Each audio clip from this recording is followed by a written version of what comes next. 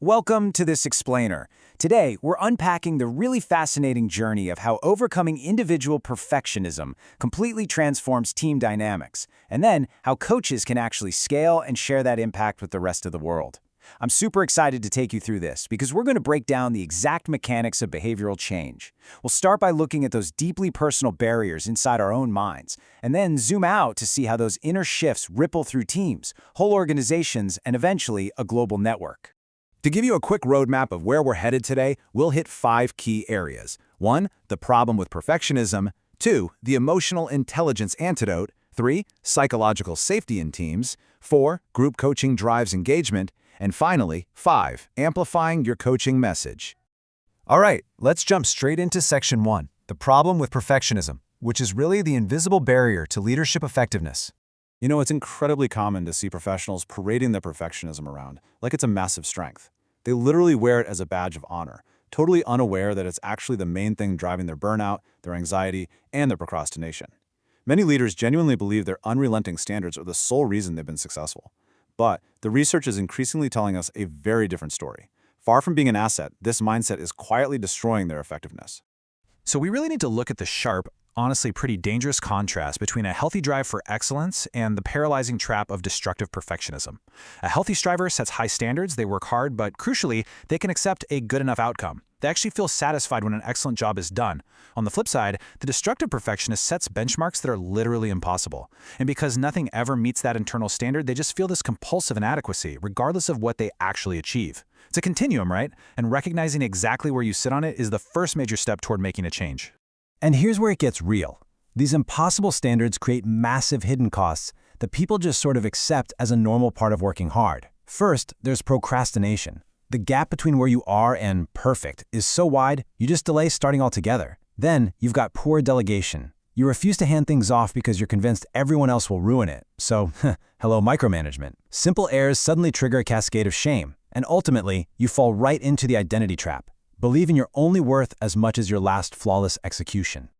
Okay, moving right along to Section 2, the emotional intelligence antidote, or how we actually cure the perfectionist disease.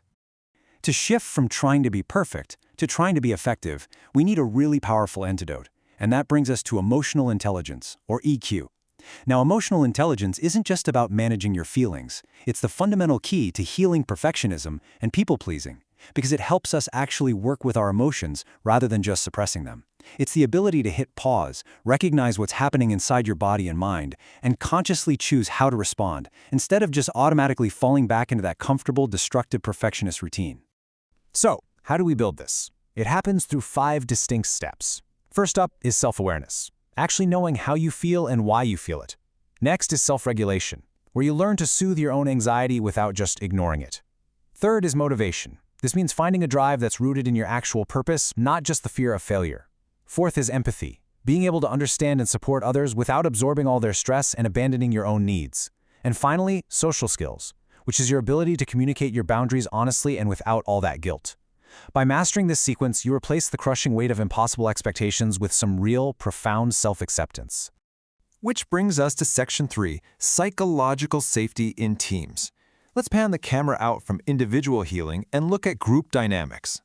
Think about this for a second. What exactly happens to a team's dynamic when it's led by someone who's constantly projecting their own impossibly high standards onto everyone else? When the leader's internal voice accepts absolutely nothing less than flawless execution, how does that actually translate to the people working under them? The short answer? It completely tanks psychological safety. And psychological safety is that essential shared belief that a team is a secure space for interpersonal risk-taking. In a psychologically safe environment, you can admit you made a mistake or pitch some wild new idea without any fear of shame or rejection. But if a team is led by a perfectionist who treats every minor error like a catastrophe, that safety just vanishes. People stop innovating, they hide their mistakes, and group learning completely stalls out. To fix this and maintain that precious safety, teams actually rely on a process called the collective induction framework. Think of it like a specialized emotional task force. You need a detector on the team with high emotional perception to sense when people are feeling anxious or conflicted. Then you need a solution provider to manage those emotions and chart a healthy path forward. And of course, you need the rest of the team to act as implementers who understand and actually enact those emotional shifts. If any link in this chain breaks, emotional conflicts escalate, and that safety net just fails. Let's look at the numbers in Section 4. Group coaching drives engagement. This is the empirical proof of the transformation we've been talking about.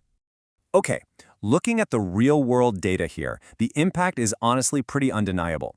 After group coaching interventions, positive traits like reflective self-development, proactivity, and overall acceptance just skyrocket. But what's really crucial here is that psychological distress, those crippling emotional costs like guilt and feeling overly vulnerable, actually drop significantly.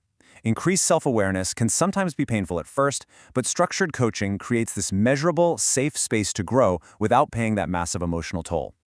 And building right on top of those profound self-awareness gains, this data proves that group coaching also drives a massive, measurable spike in overall employee engagement within the organization. For companies, this is basically the holy grail. Engagement is directly tied to performance and well-being, so by healing the individual and building that emotional intelligence, the entire company benefits from a workforce that is way more energized, focused, and dedicated.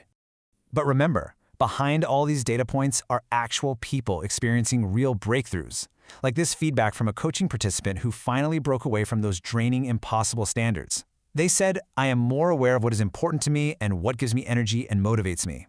They finally discovered their intrinsic motivation, and that newfound energy is exactly what drives that organizational engagement spike we just looked at.